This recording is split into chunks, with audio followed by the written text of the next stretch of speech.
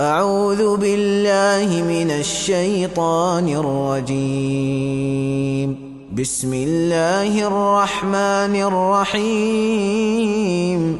القارعة ما القارعة وما أدراك ما القارعة يوم يكون الناس كالفراش المبثوث وتكون الجبال كالعهن المنفوش فأما من ثقلت موازينه فهو في عيشة راضية وأما من خفت موازينه فأمه